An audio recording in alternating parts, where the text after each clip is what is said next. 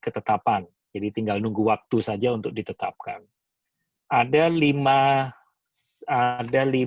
kategori, Pak. Mulai dari operator, kemudian engineer, supervisor, kemudian engineer, dan senior engineer sampai ke manager. Jadi ini kira-kira dari 5 jenjangnya yang kita keluarkan di KKNI IoT tersebut. SKKNI-nya ngatur apa? Jadi ada ngatur mulai dari kompetensi dia sebagai perancang, kemudian setelah merancang dia membangun, setelah membangun mengoperasikan, setelah mengoperasikan dia memaintain, jadi maintenance-nya gitu ya, sampai ke expert-nya, di mana di sini dia bisa melakukan re-engineering. Di bidang apa? Di bidang perangkat, sensor, kemudian di bidang jaringan dan gateway, di bidang platform, di bidang aplikasi dan konten. Jadi solusi dan aplikasi lah di sini. Jadi itu. Kemudian kita tambahkan lagi yang terkait dengan security. Jadi security ini security apa? Kalau dia expert security, dia operator security. Jadi security terhadap 4 hal itu tadi. Security di perangkat atau di sensor, security di jaringan, security di platform, sampai ke security di aplikasi. Jadi ini terkait ruang lingkup dari SKKNI dan KKNI IoT yang akan segera ditandatangan oleh Menaker lah ya. Itu yang pertama. Yang kedua tadi terhadap apa namanya keanggotaan. Jadi keanggotaan di asosiasi IoT terdiri hanya 2, Pak, sebenarnya. Yang pertama adalah personal, yang kedua adalah perusahaan. Jadi perusahaan ini bisa saja departemen, jadi misalkan departemen daripada teknik komputasi tadi atau mekatronik atau elektronika yang mendaftar. Atau bisa juga sebagai individual, jadi individu terhadap sebagai individu pengajar, sebagai individu ketua lab, sebagai individu silahkan aja, bebas. Itu bisa secara online dilakukan sebagai member di Asosiasi IoT Indonesia. Kemudian tadi pertanyaan yang kedua tentang standarisasi. Jadi kalau standarisasi terhadap IoT sendiri, yang kita refer saja itu contohnya ITU ya. Jadi rekomendasi ITU Y berapa itu 20 sekian. Itu ada. Kemudian rekomendasi IEEE untuk IoT sendiri juga sudah ada. Banyak sekali yang kita bisa refer sebenarnya. Kemudian standarisasi dari NIST, kalau mau di US ada NIST. FCC juga merekomendasikan ada standar arsitektur, definisi, dan framework. Sedangkan kita sendiri di Indonesia, kita lagi mengerjakan sebenarnya standarisasi nasional Indonesia, SNI IoT. Kita refernya kemana? Kita refer ke ISO. Jadi kita refer ke dokumen ISO, di sana ada sekitar 12 yang terkait dengan IoT, dan tahun ini framework terhadap IoT itu kita akan coba susun supaya bisa kita adopsi menjadi standar nasional Indonesia di bidang IoT. Jadi itu yang untuk menjawab pertanyaannya, Mas Hidayat. Ya, cukup Mas Hidayat. Untuk sementara cukup. Iya. Selanjutnya nih udah ada yang raise hand, Mas Derivato, silakan langsung aja Mas. Oke, terima kasih untuk waktunya. Perkenalkan saya Derivato. Ini mau bertanya soal komunitas, Pak. Jadi, alhamdulillah saya juga bergabung di komunitas kampus, di IoT kampus. Nah, itu apakah ada pelatihan khusus buat mungkin founder atau mungkin badan intinya dari komunitas itu untuk bisa saya lebih bisa memantapkan komunitas itu dan bisa sharing ke anggota-anggotanya. Jadi fokusnya bukan ke masyarakat umum makers, tapi pembentukan dan penguatan komunitasnya itu. Ada nggak, Pak, program seperti itu dari Asio Team? Terima kasih, Mas Derivato. Jadi kalau kita kembali lagi ya, 2 tahun kemarin kita bersama-sama Kominfo sebenarnya roadshow dari kota ke kota. setiap tahun itu 10 kota gitu ya. Itu kita lakukan adalah training sebenarnya. Jadi itu hands on, tidak hanya hands on tentang materi regulasi, materi pengenalan IoT, bahkan sampai pembuatan solusi IoT. Itu kita lakukan.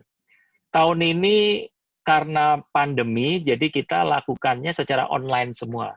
Jadi makanya kelas-kelas pelatihan seperti ini kan kita lakukan terus, ini dalam rangka sosialisasi, kemudian juga ada pendalaman-pendalaman khusus, di samping itu juga ada kompetisi, di mana kompetisi terhadap solusi-solusi IoT yang kita kompetisikan.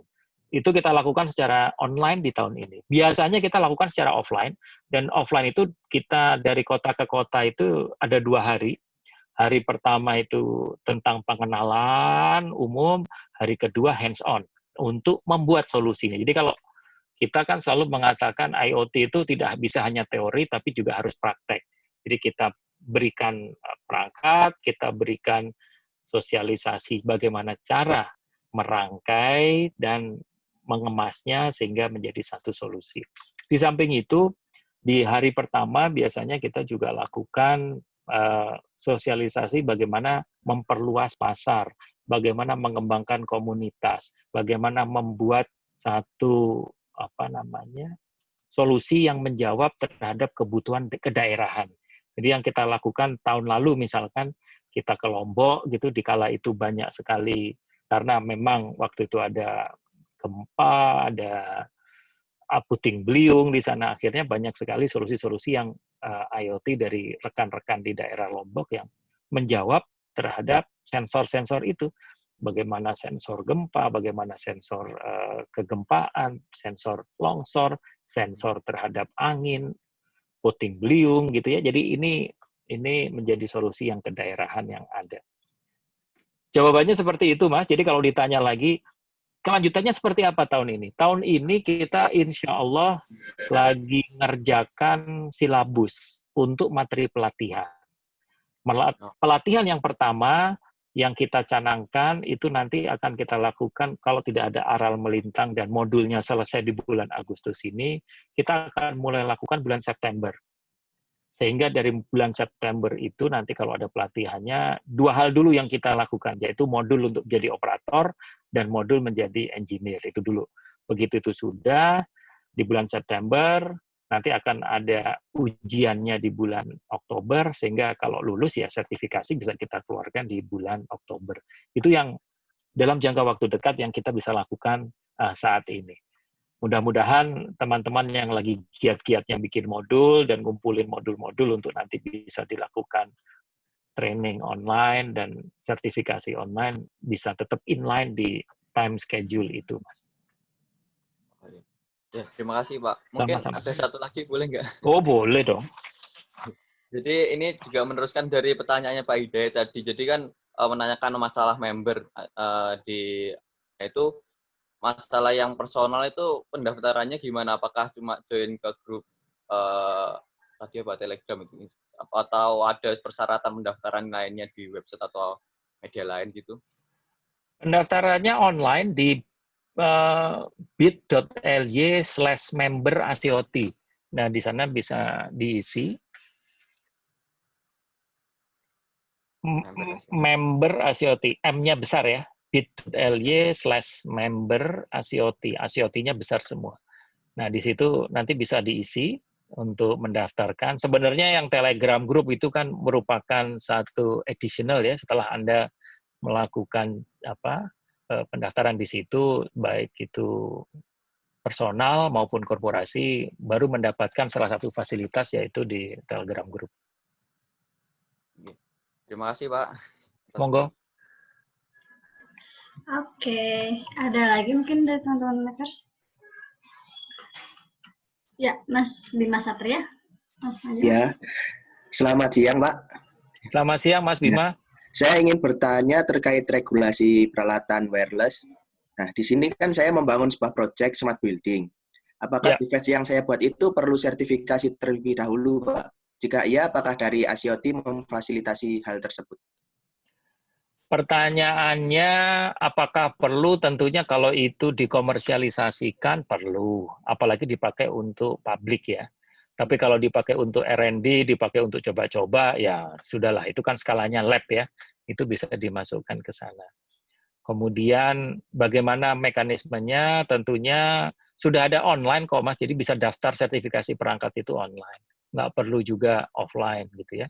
Termasuk juga nanti dibawa ke lab mana saja, itu ada 8 lab di seluruh Indonesia yang bisa dipilih untuk bisa melakukan sertifikasi. Bila mana Anda memerlukan itu menjadi sertifikasi.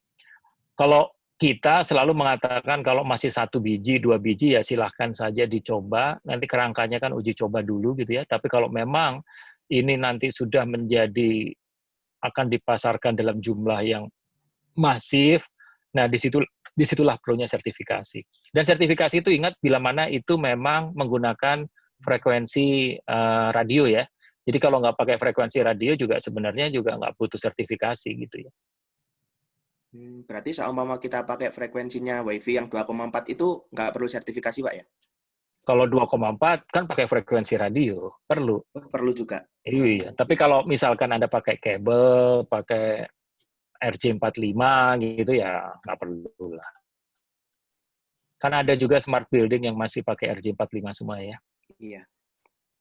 Tapi kalau pakai Wi-Fi, pakai Bluetooth, apalagi pakai LoRa gitu ya, atau pakai Sigfox di frekuensi 920-923 MHz, atau pakai 4G, pakai 3G, ya perlu disertifikasi. Karena bagaimanapun akan diukur juga pancarannya, interferensinya, kan gitu ya, apakah sesuai atau nggak sesuai. Takutnya ini dipakai indoor tapi pancarannya sampai ke outdoor karena powernya kayak gedean gitu ya, atau spuriusnya kebanyakan. Gitu sih. Ya, siap. Terima kasih, Pak. Sama-sama Mas Bim. Iya. Yang lain langsung aja. Ada lagi? Teman-teman. Jangan malu-malu loh. Iya. Ada yang galau juga silahkan, ada yang curhat juga silahkan, kita mendengarkan kok.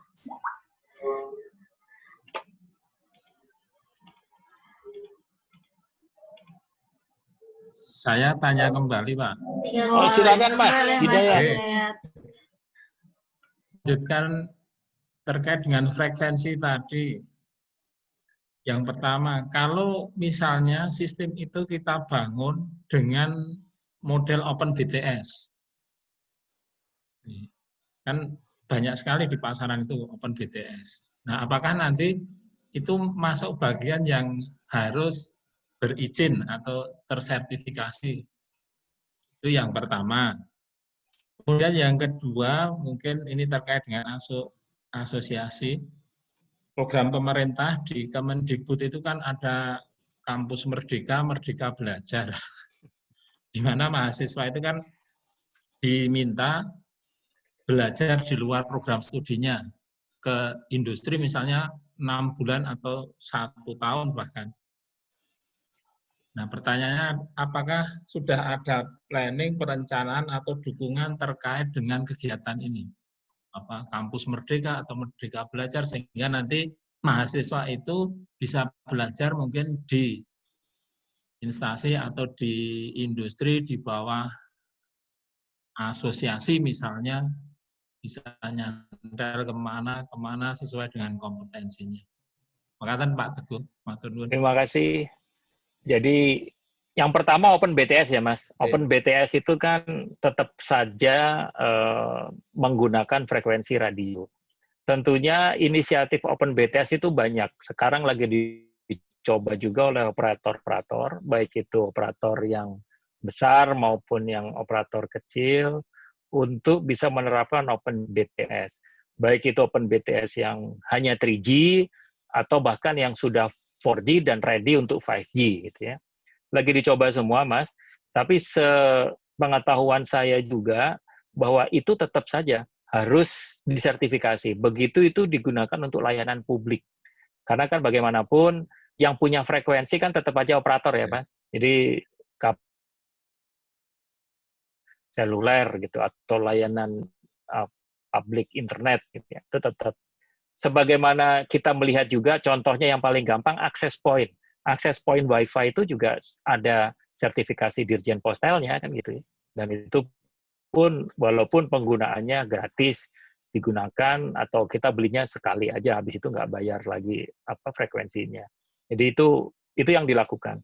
Perangkat IoT sama juga seperti itu. Itu yang masalah OpenBTS. Yang kedua untuk mendukung open apa ya? Kalau saya mengatakan sih belajar merdeka atau open competence gitu ya. Jadi untuk membutuhkan kompetensi-kompetensi yang lain. Kami dari member korporasi di asosiasi IoT juga open sebenarnya. Karena kan banyak sekali case-case yang dibutuhkan. Jadi kalau dulu mahasiswa magang atau pelajar magang itu sifatnya hanya 2 bulan, sebulan gitu ya. Nah sekarang mereka bisa magang 6 bulan, di mana 6 bulan ini kita berikan assignment khusus untuk bersama dengan pekerja kita gitu ya, membuat proyek khusus.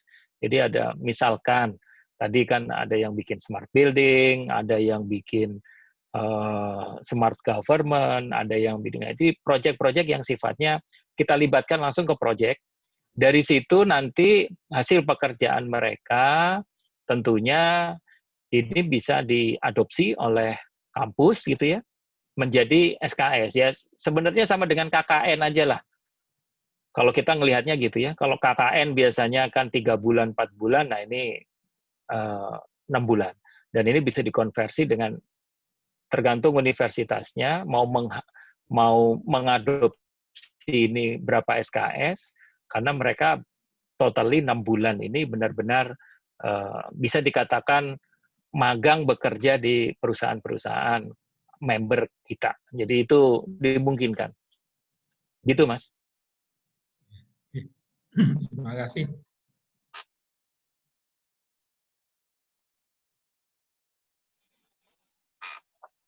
Ada lagi? Ya, ada lagi teman-teman. Kalau malu di chat juga boleh.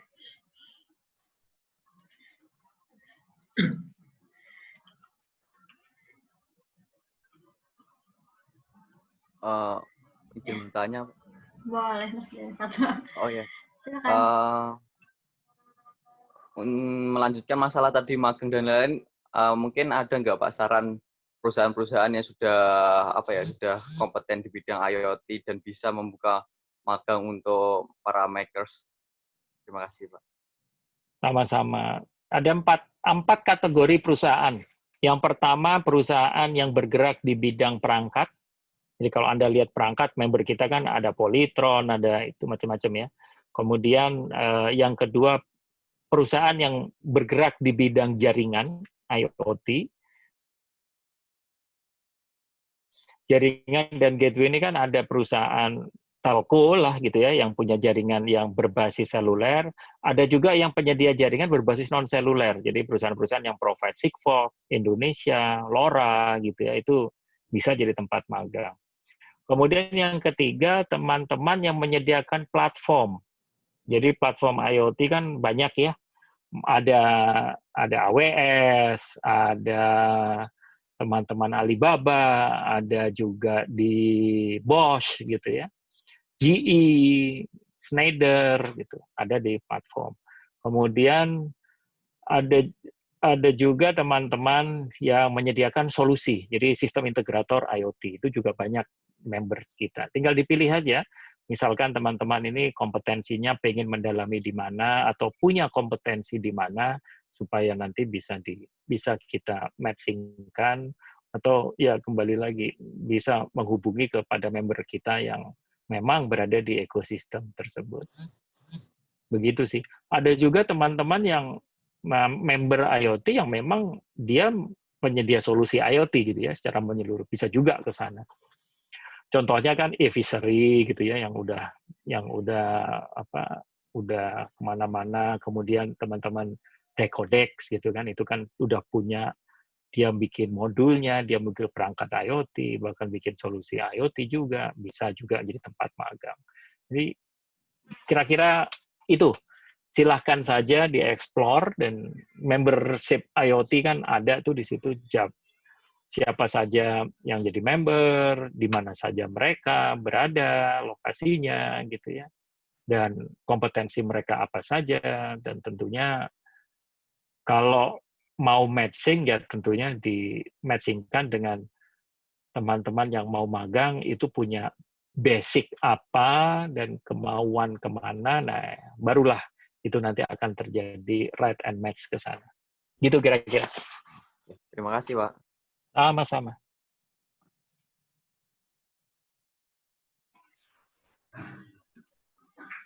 Ya, siapa lagi yang mau bertanya? Itu tuh, Mas Khairul nanya tuh, prosedur magang di member ya. ASIOT. Pak. Ya, prosedurnya kembali lagi bisa langsung B2B direct ke perusahaan tersebut, ataupun juga kalaupun malu-malu ya bisa disampaikan ke sekretariat IoT untuk disampaikan ke perusahaan tersebut, ke PIC perusahaan tersebut. Simple aja kalau kita sih. Yang penting bikin ini aja, bikin permohonan magang di sana.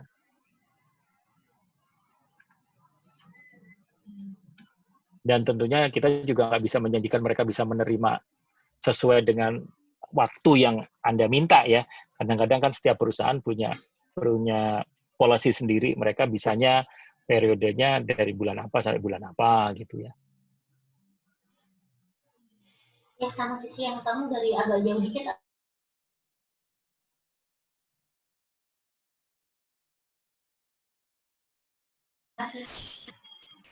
Ya, teman-teman bisa konsultasi mengenai karya atau idenya juga loh sama Pak Teguh. Apa ya? Ya, silakan Mas Ransan. Pagi Pak Teguh, Mbak Tira. Pagi Mas. Iya. Pagi. Saya dari Institut Teknologi Del Pak di Toba gitu kan.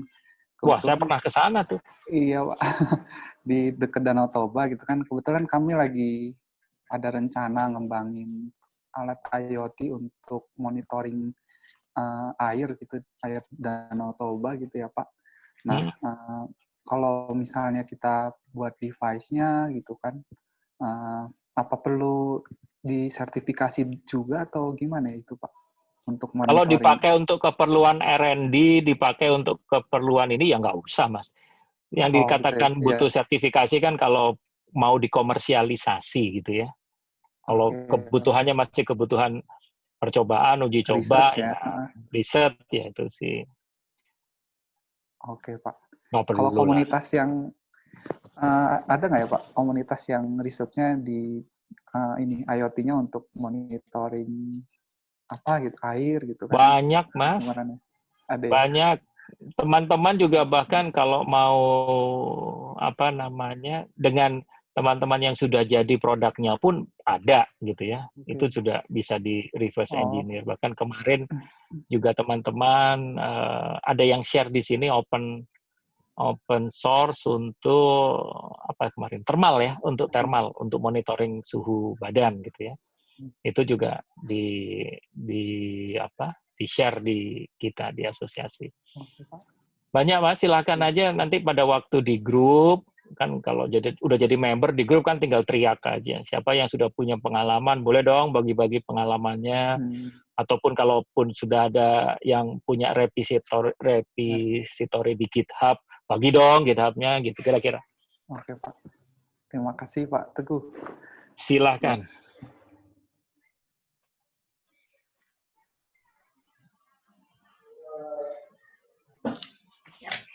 Bahkan sebagai informasi aja kita sendiri juga barusan implement untuk monitoring sungai ya sebenarnya. Sungai, air sungai, banjir itu di Kota Tegal tuh. Jadi kita implementasi di sana, kita pakai solar panel, jadi nggak perlu ditungguin juga. Dan dari situ kondisinya termonitor dan bisa dipantau langsung baik itu di comment center mereka maupun di aplikasi mobile. Jadi itu juga bisa jadi ide lah untuk bisa dikembangkan buat di Danau Toba. Toba kan luas ya. Iya Pak. Oh ya Pak, satu lagi Pak. Misalnya kita mau pakai perangkat IoT-nya untuk komersil gitu kan. Misalnya untuk budidaya lobster di sini kan lagi cukup memungkinkan itu ya. Itu harus tersertifikasi ya Pak atau gimana? Kalau untuk komersil gitu. Kalau untuk komersial kita kita wajibkan bersertifikasi, karena dengan begitu tidak hanya melindungi terhadap interferensi ya, sertifikasi atas nama Anda, sehingga kalaupun ada nanti yang mau bikin atau mau apa juga, Anda juga, walaupun ini bukan paten ya, tapi kan ini bisa jadi proteksi juga bahwa Anda menjual perangkat yang sudah lolos uji sertifikasi. Oke. Kalau skala kecil mungkin masih Ya kalau masih uji coba, prototyping ini ya prototyping ya nggak perlu lah. Oke, nggak perlu ya. Tapi kalau udah ini mau dijual sampai ke 100 unit, 200, 1000 lah, udah mulai lah. Ya bagaimanapun kita juga melihat economic of scale ya, karena setiap sertifikasi, setiap tipe itu kan ada biayanya juga ya. Jadi kalau nggak masuk dalam range biaya juga ngapain juga disertifikasi kan gitu ya. Apalagi bukan untuk komersial. Oke, Pak Teguh. Siap. Jadi pastikan dulu memang pasarnya ada dan pasarnya mau membayar biaya sertifikasi tersebut kan gitu ya. Ujung-ujungnya kalau yang bikin kan ini ada biaya sertifikasi untuk menjamin kelangsungannya dan itu harus dibebankan kepada biaya perangkat kan gitu.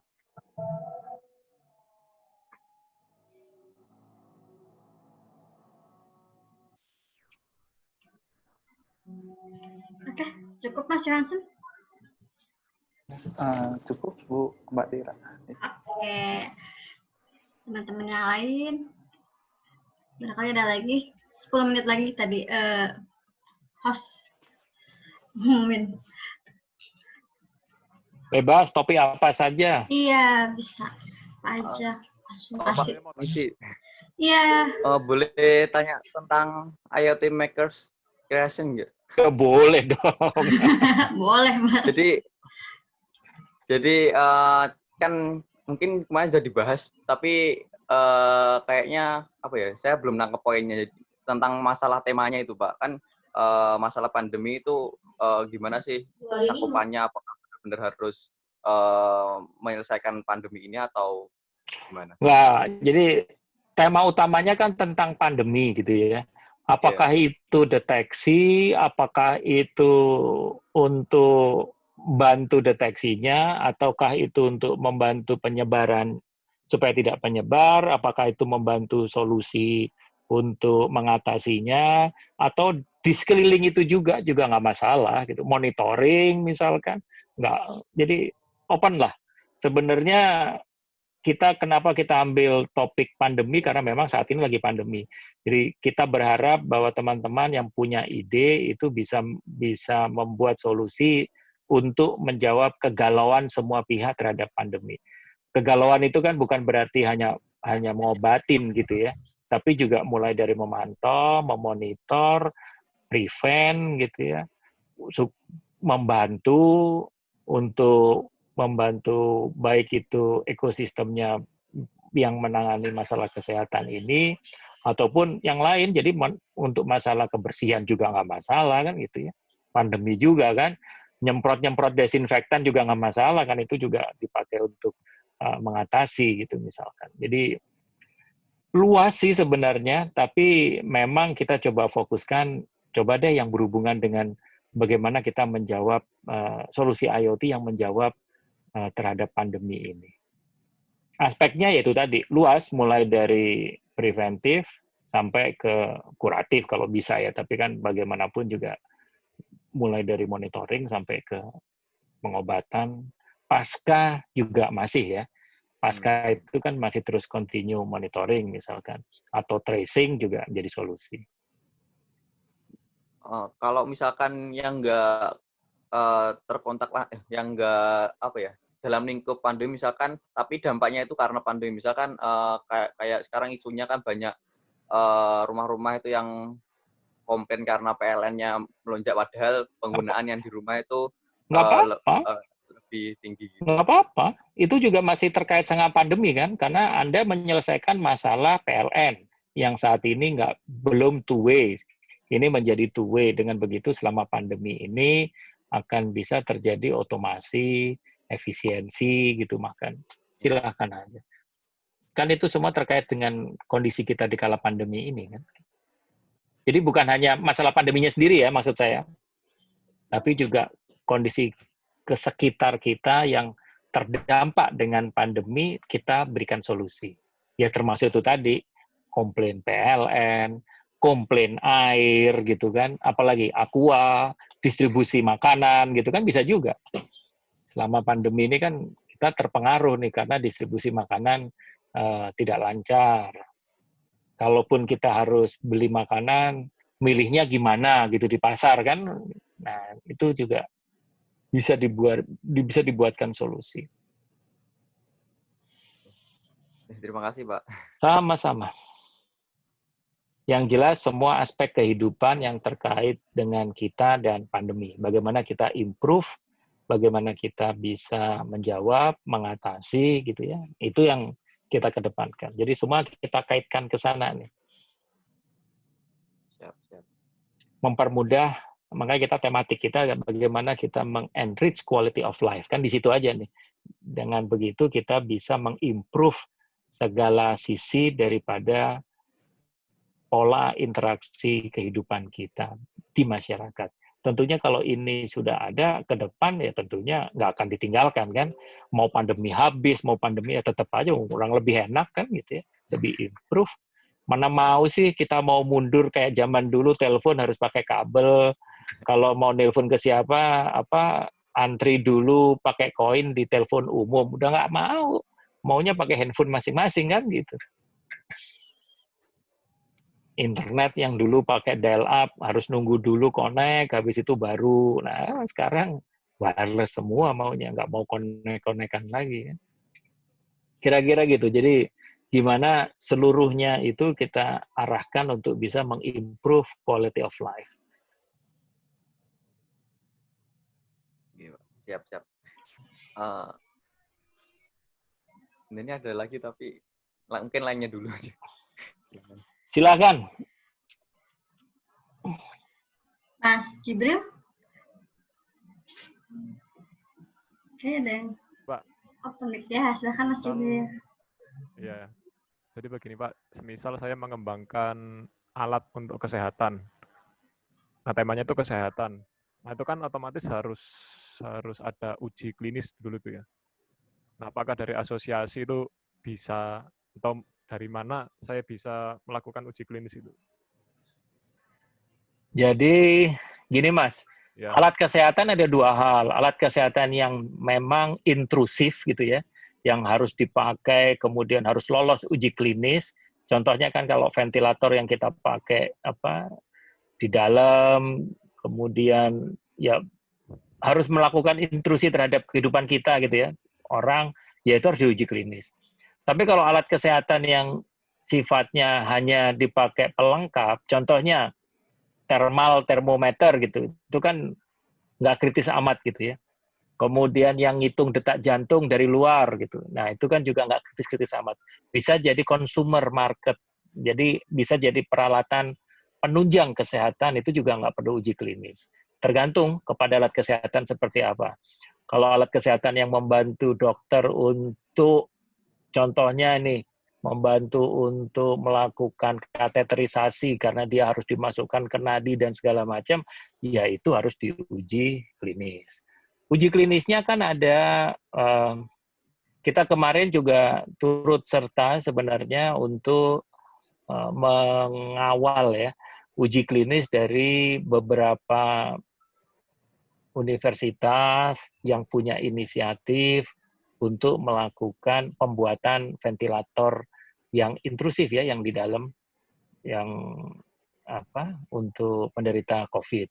Itu ke sana. Jadi mulai dari uji fungsi, kemudian ada 10 macam uji reliability, sampai ke mendapatkan sertifikasi uji klinis tersebut dari Badan Kesehatan. Nah, itu juga sekarang dipermudah prosesnya, karena kalau yang menyangkut COVID, menyangkut kesehatan yang bisa mengimprove itu, pemerintah juga punya kebijakan khusus. Kalau tadinya butuh tahunan, sekarang dalam order bulan saja sudah bisa keluar sertifikasinya. Kalau memang itu lolos uji ya gitu. Itu Mas Jibril. Nah ya itu, ya. Nah kebetulan saya juga mengembangkan ventilator nih. Nah tapi saya belum tahu ujungnya kemana, saya masih belum tahu. Nah ini mungkin kalau semisal uji klinis, nah saya harus kemana gitu. Yang pertama nanti kembali lagi Mas, begitu sudah selesai, kalau kita sekarang kan sebenarnya ventilator-ventilator itu yang sudah ada bermacam-macam Mas, sudah ada 4-5 macam tuh yang sudah melakukan uji klinis dan mereka sekarang sudah masuk ke dalam tahapan sudah lolos uji klinis, masuk ke dalam tahapan produksi lah ya, untuk produksi masif. Tapi kalaupun Anda masih punya ide untuk itu dan mau membuat itu, tentunya kalau usulan saya yang paling gampang, Anda dari universitas atau dari mana nih? Atau dari publik? Publik. Kalau dari publik, mungkin harus biasanya yang paling gampang itu nyantol ke universitas, kerjasama dengan universitas, Mas, lembaga pendidikan terdekat. Nanti dari situ barengan bisa ke Dignas gitu ya, untuk di-endorse, untuk bekerja langsung ke Kementerian Kesehatan. Jadi nanti ke laboratoriumnya Kementerian Kesehatan. Akan lebih mudah di sana. Tapi kalau individual ya agak panjang ya, karena kan harus lebih gampang tuh kalau sekarang badan pendidikan mensupport ke kesehatan gitu, itu jalurnya lebih cepat Mas. Baik itu negeri maupun swasta bebas ya. Iya. Jadi misalkan Anda alumni mana gitu ya, udah masukin lembaga pendidikannya aja yang suruh. Itu akan lebih cepat. Oh, baik Pak, nanti saya coba dulu lagi untuk siap hubungi itu. Terima kasih Pak. Yuk.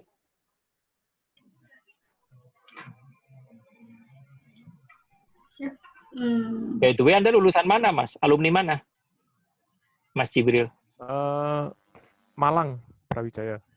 Ya, tinggal ngomong ke Unbra aja. Iya, Pak. Unbra juga kemarin dari pihak Unbra juga mau ngajakin kerja sama kita. Saya bilang ya kita open aja kok. Siap. Ya. Yang 2 tahun lalu saya ikut yang Makers itu. Nah, sekarang udah lulus jadi nggak ikut Makers gitu ya. Tetap aja boleh, Mas. Ya, ini ikutan kayaknya. Tahun 2018 gitu ya. saya ikut yang ke Jakarta itu. Siap. Nah, ada lagi? Yang baru-baru masuk mungkin ada yang mau ditanyakan?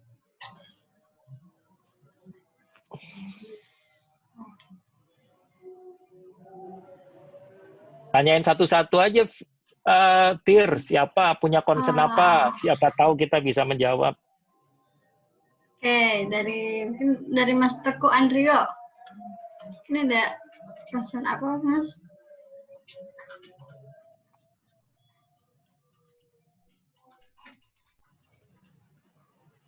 Sudah bersuara, Pak. Masih di mute. Masih di mute. Semuanya masih di mute.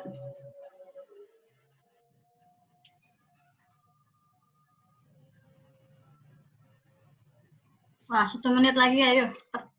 Pertanyaan terakhir mungkin. Tadi ada yang mau nanya tapi nggak jadi itu si Dery itu. Ya, Mas Dery Fato. Jadi nanya lagi nggak? Iya, Pak. Tadi aku mau nanya masalah ada enggak Pak rekomendasi buat percetakan casing selain 3D print itu namanya molding holding itu Pak, percetakan plastik casingnya covernya dari IoT itu. Selain 3D printing maksudnya. Ya kalau mau murah 3D printing sekarang. Soalnya kalau Anda atau gini, atau cari casing yang memang sesuai. Ini kan yang paling gampang kan gitu ya. Anda tahu ukurannya, cari casing yang minimal hampir mirip sesuai, baik itu look and feel-nya gitu ya. Tapi yang paling murah ya sekarang sih 3D printing kalau dipakai untuk satuan ya. Tetapi kalau Anda mau bikin banyak, 100 biji, itu Anda bisa langsung hubungin ke industri. Nah, industri molding di Indonesia banyak, Mas. Jadi kalau di kawasan industri kan pasti teman-teman yang punya industri, contohnya ya, baik itu perangkat konsumer maupun perangkat otomotif itu mereka juga bisa bikin molding-molding ataupun casing-casing ya. Apalagi kalau Anda lihat sekarang casing-casing handphone, smartphone itu juga lokal semua kebanyakan sudah yang plastik-plastik itu mereka bisa buat juga. Tapi kendalanya di situ adalah quantity. Once quantity banyak, nah mereka baru biasanya ngasih harga berdasarkan kuantitas lah. Kalau kuantitasnya dikit ya harganya mahal. Kalau kuantitasnya banyak ya harganya murah kan gitu, kira-kira gitu. Tapi kalau usulan kita kalau cuma 1-2 biji ya udahlah di lab aja bikin pakai 3D printer, UI UX-nya bisa ngikutin sesuai selera Anda dan ujung-ujungnya bisa lebih cepat kan gitu. Oh, terima kasih, Pak. Sama-sama. 3D printer kan juga murah kan? Iya, Pak. Bisa bikin sendiri lagi 3D printer. Tinggal beli filamen-filamennya aja kan? Ya, itu isinya itu.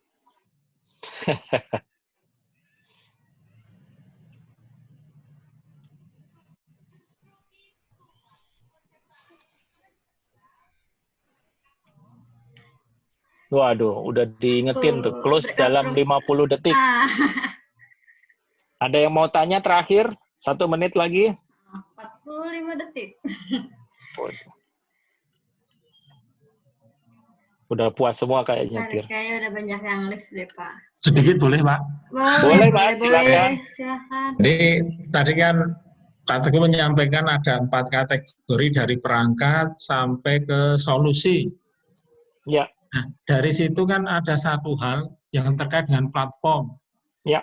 Platform itu kan biasanya melekat sampai kemanapun. Tapi kalau perangkat itu kan kita beli selesai, nggak ada hubungannya lagi dengan vendor. Tapi kalau platform itu kan misalnya nanti AWS dan seterusnya itu kan digunakan terus. Nah, kadang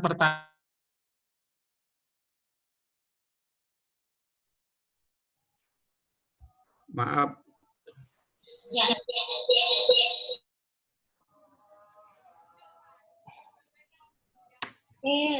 Tadi dari room 3 mungkin ini ada yang belum selesai nih nanyanya.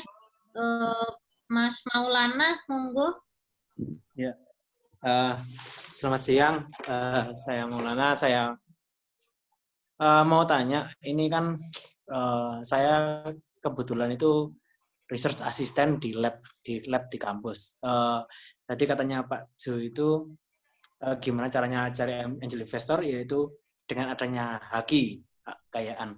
Sebenarnya di lab saya sama di lab sebelah saya itu banyak banget haki-haki yang sudah granted, sudah accepted lah. Tapi ya sudah menumpuk di lab aja gitu. Kira-kira ada saran bagaimana caranya biar bisa benar-benar masuk ke komersial. Soalnya ya banyak banget, bisa belasan haki yang sudah granted di lab saya, di lab sebelah saya. Tapi ya sudah, ya berakhir di lab gitu aja. Itu yang sudah haki, apalagi yang skripsi tapi sebenarnya kalau di komersialisasi itu sudah lumayan lah, seperti itu. Gitu ya. Oke, monggo. Coba Pak Teguh, Pak mungkin bisa bantu untuk gimana ngembanginnya nih, Pak.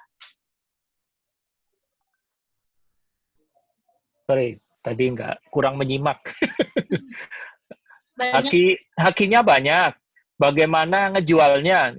Cari partnership, Mas, partnership. Jadi gini, tolong dipublish bahwa Anda, lab Anda, atau universitas Anda punya hak cipta di sini, gitu ya.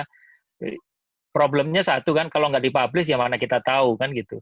Nah, setelah Anda publish, nanti di situ Anda langsung di situ woro-woro untuk mengatakan saya membutuhkan angel investor karena haki saya ABCDE ini akan saya turunkan menjadi unit usaha khusus untuk membuat hal tersebut menjadi kenyataan. Sama dengan crowdfunding yang sekarang dilakukan di Indiegogo misalkan. Itu kan dia punya paten, dia punya prototype, tapi dia ngomong saya mau launching ini bulan Agustus, tapi saya butuh fund sekian. Itu juga bisa dilakukan. Jadi Apakah itu melalui platform yang tadi yang saya sebutkan, ataukah Anda pakai platform Anda sendiri, terserah. Itu bisa dilakukan secara cepat, secara mudah, dan secara murah sebenarnya untuk mendapatkan investor.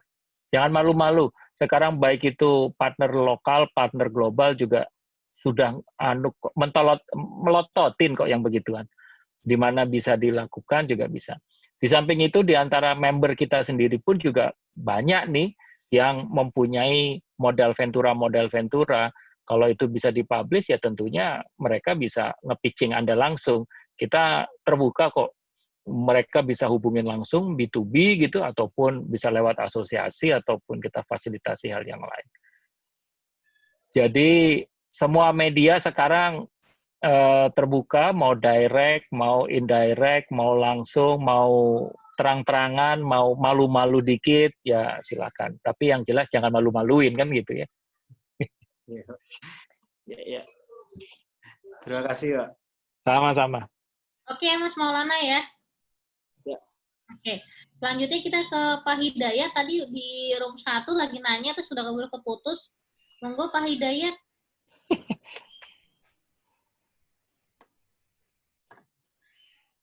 Baik, terima kasih. Jadi hampir sama. Ini yang terkait dengan platform tadi. Kan platform itu nanti akhirnya bisa jadi bergantung dengan pihak lain. Nah, ini kaitannya dengan keamanan data misalnya. Sehingga apakah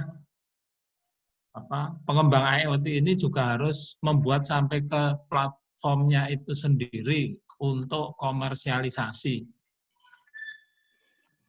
Saya rasa nggak, ya, jawabannya nggak perlu, Mas. Jadi kalau masalah concern data gitu ya, data kan bisa dilakukan macam-macam. Anda bisa encrypt, Anda bisa taruh di mana, Anda bisa duplikasi, dan segala macam.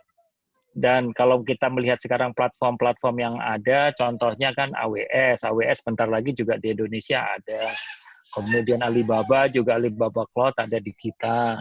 Kemudian apalagi ya, Azure juga sudah ada yang on-site, tidak harus di cloud, di public cloud juga. Jadi tergantung kepada kebutuhan, sekali lagi, use case apa yang akan diberikan, akan dilakukan gitu ya.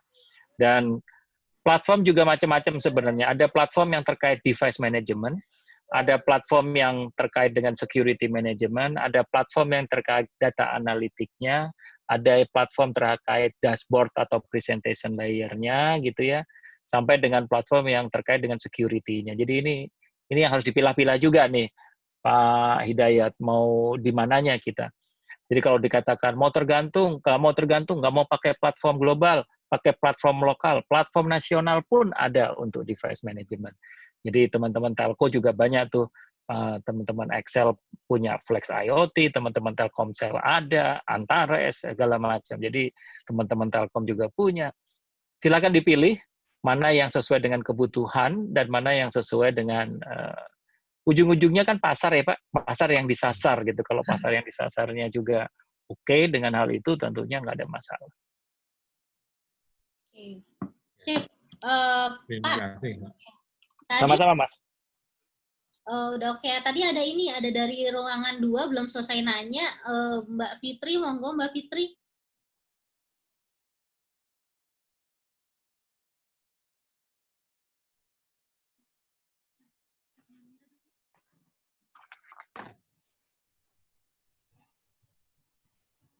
Mbak Fitri. Itu udah live ya, Ya, keputus. Udah live kali. Nggak ada. Tadi ada titipan pertanyaan juga nih untuk Pak Gunawan. Iya, monggo. Ini bagaimana cara menentukan harga yang paling simpel untuk pemula, Pak? Itu dari siapa tuh pertanyaannya? Nggak ada. Dari Pak Rahmat. Sebelumnya dia di ruangannya Pak Jo. Terima kasih Pak Rahmat. Kalau prinsip orang jualan sih mestinya biaya produksi itu, ya biaya jual itu tidak lebih kecil dari biaya produksi. Harusnya sih begitu. Simpelnya sih begitu. Artinya kalau biaya production-nya adalah total sampai jadi adalah 1.000, barangkali ya harga jual kita ya jangan sampai menjadi di bawah 1.000. Tetapi pada kenyataannya gitu ya, tadi saya sampaikan ketika kita sebagai startup, kita mungkin valuable-nya jangan menjual di atas harga production. Karena yang kita pentingkan adalah eksistensi terlebih dahulu, yang harganya itu mungkin terlalu mahal bisa kita bayar kalau dengan misal kita harus menambahkan biaya promosi. Ya, lebih baik kita mungkin operational cost-nya yang kita tekan dengan sedikit banyak untuk dikompensasi sebagai production. Artinya ketika kita awal, kalau kita berumur jangka panjang, mungkin tadi 1.000, mungkin kita jual 800-900 dengan harapan eksistensi kita sebagai startup itu tumbuh. Seperti banyak tuh harga promo lah dalam tanda kutip. Banyak para startup itu kan menjual harga promo. Yaitu harga promo itu tadi untuk menggantikan cost operasional yang dalam bentuk promotion itu dibayar di muka sebenarnya. Sehingga sudah dipotong dari biaya harga jual. Gitu loh. Jadi paling simpelnya demikian. Untuk lebih detail, ya kita harus jangan berorientasi ketika sebagai startup itu langsung produk kita langsung laku dan kita mengambil untung yang sebesar-besarnya lah. Dalam pengertian tadi kalau biaya produksi, kalau saya belajar ilmu ekonomi, ya margin 15-20 itu sudah reasonable gitu ya untuk satu produk yang continuity-nya terjamin gitu. Tapi kalau memang tingkat kontinuitasnya tidak terjamin, risk-nya tinggi, ya mau tidak mau kita harus marginnya untuk spare risk-nya itu juga cukup tinggi. Jadi itu kira-kira Mbak Vita tanya saya. Oke, sip. Terima kasih banyak Pak Gunawan. Nah, ini ada juga masih pertanyaan dari Pak Rahmat, tapi ini untuk semua narasumber nih. Jadi ada insight menarik dari Kick Andy di episode lama, bahwa untuk menembus pasar Indonesia, perlu menembus pasar asing terlebih dahulu. Apakah hal itu masih relevan untuk terkait sama bidang IoT? Mungkin dari Pak Gunawan dulu, terus lanjut Pak Teguh dan Pak Iju. Oke. Kalau kita memang image-nya orang Indonesia tuh, kalau produk asing itu selalu lebih baik gitu ya. Kalau sudah terkenal di luar, maka mudah masuk ke lokal. Tapi memang aturan di negeri ini pun mendorong ke arah sana. Seperti ada peraturan presiden mengenai pengadaan barang dan jasa untuk beberapa produk, bahwa produk kita itu harus mendapat pengakuan dulu dari 2 negara lain di dunia sebelum bisa berkompetisi di internalnya, gitu. Seharusnya itu mulai, saya lupa PP berapa itu ya, tentang pengadaan barang dan jasa. Itu pemerintah yang membuat apa ya, menjadi constraint kita. Saya lupa tuh, itu yang mungkin. Tapi seharusnya kita ya mulailah kita juga harus mempromosikan tentang ayo kita gunakan produk dalam negeri gitu loh. Ya, harus mulai gunakan dalam negeri, apalagi sekarang market atau marketplaces itu tidak harus mencantumkan alamat luar negeri. Kalau dulu kita marketplace itu bahwa kantor agen kita di luar negeri itu jauh lebih dihargai daripada produk di dalam negeri. Jadi kalau saya bilang udah nggak sesuai. Yang penting adalah bahwa apa yang kita janjikan itu memang terpenuhi pada produk kita. Jadi kita harus konsisten terhadap apa yang dijanjikan dan apa yang kita realisasikan. Jadi jauh lebih penting itu. Makasih Mbak Vita. Ya, makasih Pak Gunawan. Selanjutnya Pak Teguh, Pak. Apakah harus nembus pasar luar dulu baru bisa untuk nembus pasar Indonesia, Pak? Enggak.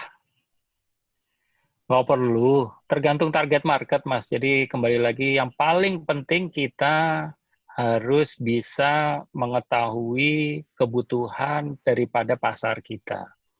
Dengan begitu kita bisa menjawab mereka. Satu contoh yang sudah publish saja, contohnya e-fishery gitu ya.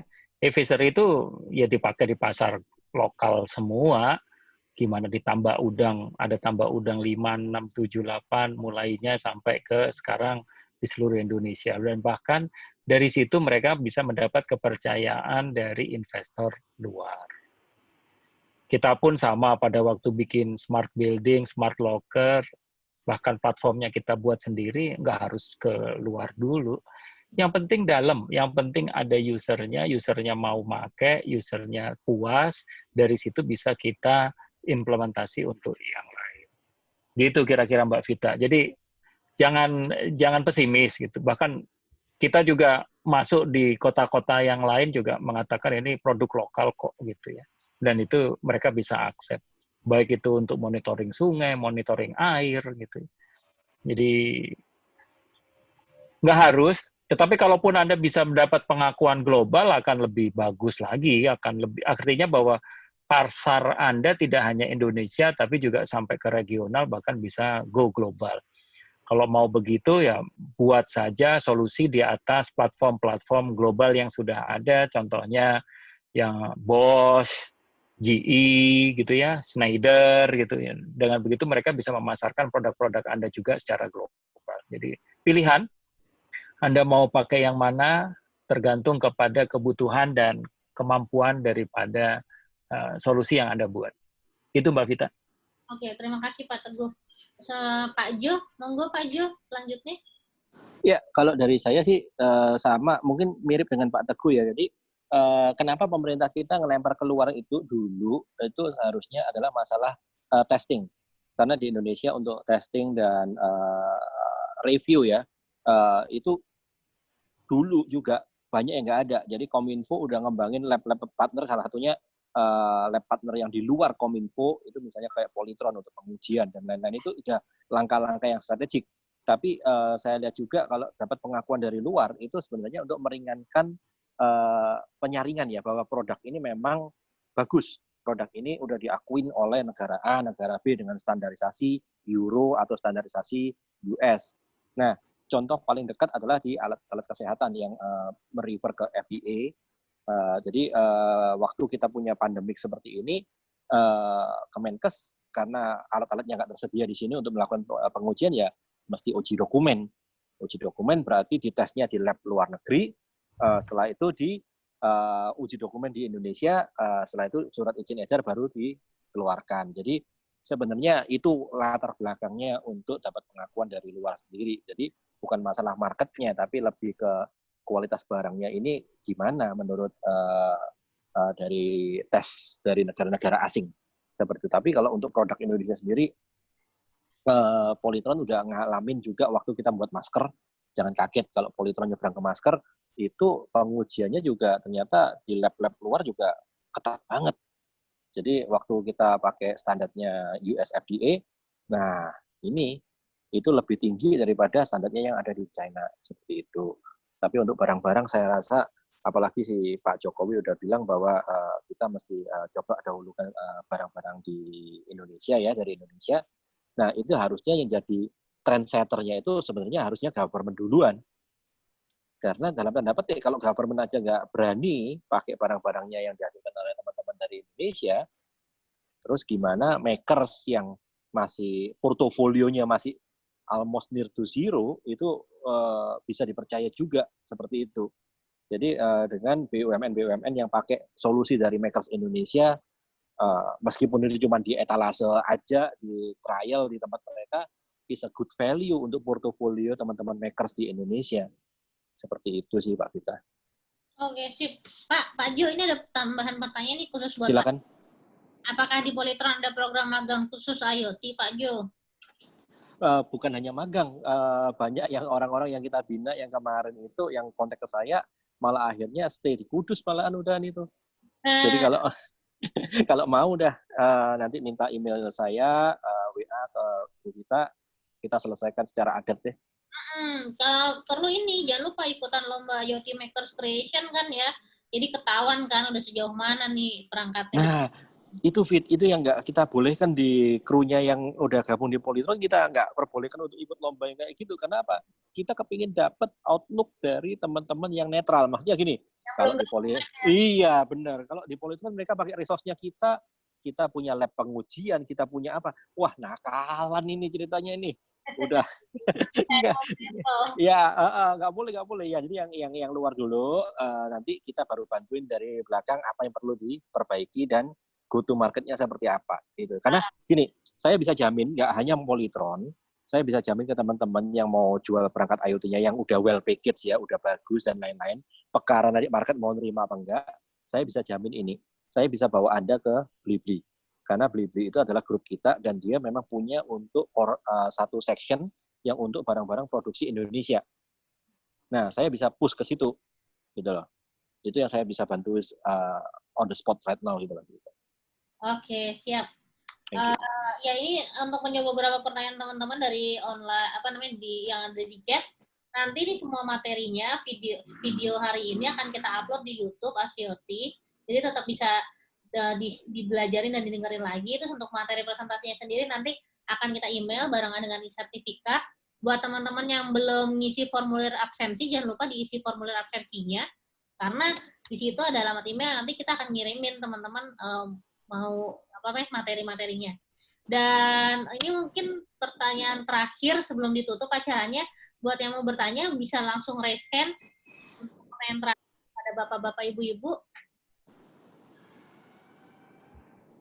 Monggo, satu pertanyaan terakhir saja sebelum ditutup, karena ini udah molor, karena harusnya selesai jam 12, itu udah jam 12.22. Oke ya, kayaknya udah Jati tuh, angkat tangannya tapi angkat tangan beneran. Nah, Mas Jati, ya monggo di unmute. Ayo Mas. Jadi apa ini sama Pak Jo? Resennya tuh ada di sini, bukan di sini. Gak apa-apa. Ada tulisannya Terus. Oke, kalau kami kan sedang ngembangin produk juga, kita mulai lebih serius juga untuk ngembangin produk ke arah PCBA ya. Jadi kita coba ambil produk dari, kita manufaktur produk PCBA di Shenzhen, di Cina. Bagus. Untuk komponennya kita cari dari Texas, dari dari Monster Electronics ya. Oke, dari situ ternyata dapat permasalahan pajaknya kena double. Dari Texas ke Cina, dari Cina ke sini. Ada nggak sih misalkan untuk memotong jalur seperti itu, misalkan ada tersedia manufaktur yang ada di Indonesia saja, jadi kalau untuk pajak, untuk tax, jadi kita ambilnya cuma komponen elektroniknya saja mungkin. Karena Indonesia mungkin memang belum ada sih untuk yang seperti distributor global seperti Monster Electronics seperti itu. Gitu saja. Mungkin aku nggak bisa jawab sekarang, tapi aku bisa kenalin ke tadi yang saya share di breakout room 3, satu developer IoT di Indonesia yang ada di Tapos yang di Ciawi, itu dia pengalaman kan untuk impor barang-barang seperti itu. Nah, untuk taxation dia pakai juga chipsetnya TI juga, jadi harusnya similar. Nanti aku bisa kenalin deh, nanti japri aku aja, nanti aku intro ke mereka. Siapa tahu kamu bisa jalan-jalan ke sana sekaligus lihat tempatnya mereka. Ya. Sip. Terima kasih banyak. Sip. Thank you. Thank you. Ya. Oke. David. Ya, sip. Terima kasih banyak Mas Jati, udah juga ya Mas ya.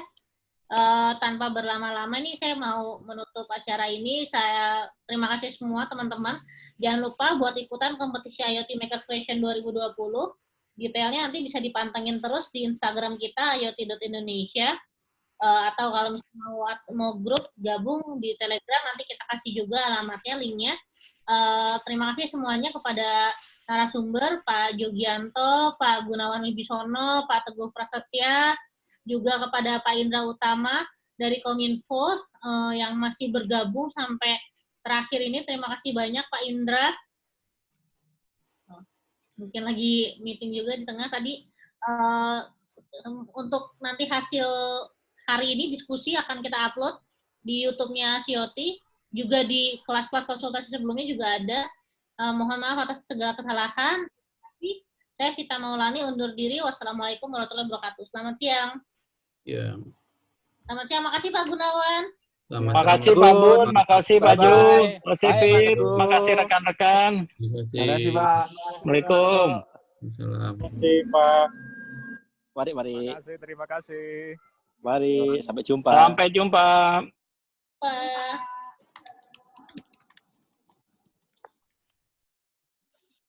Mbak, tips biar menang gimana?